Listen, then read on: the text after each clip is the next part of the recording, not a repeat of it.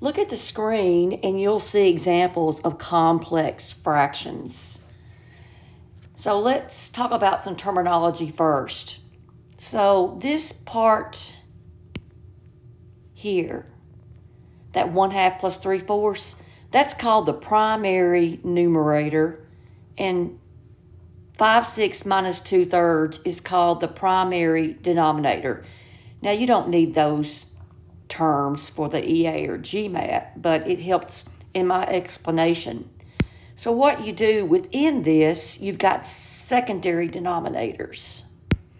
So your secondary denominators are the 2, let me get another color, this 2 here, and this 4, and the 6, and the 3.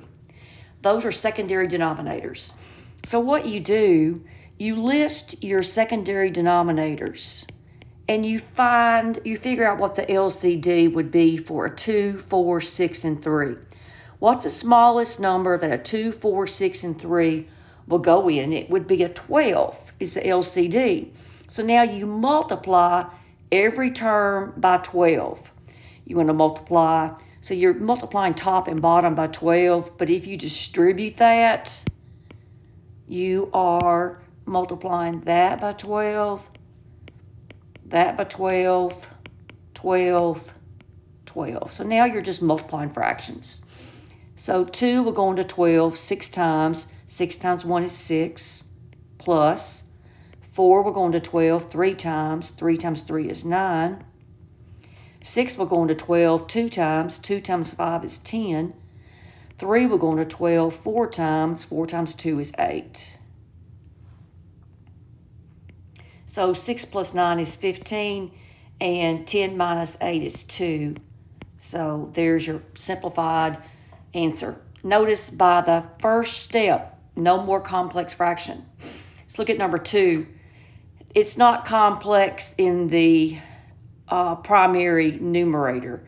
You've only got secondary denominators down in the primary denominator. So you got 3 and an x. Your LCD for 3 and an x would be 3x.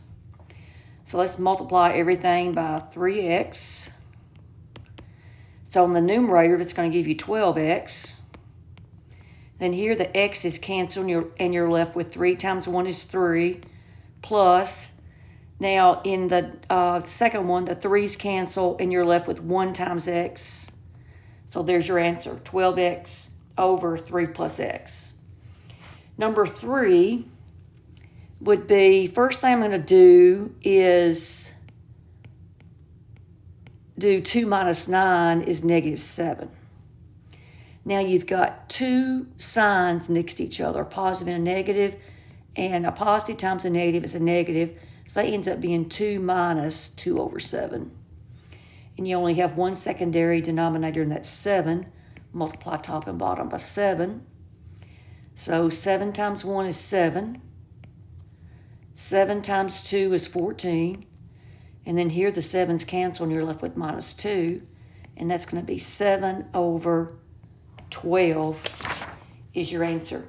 Number 4, you do. Make sure you change the mixed numerals to improper fractions first.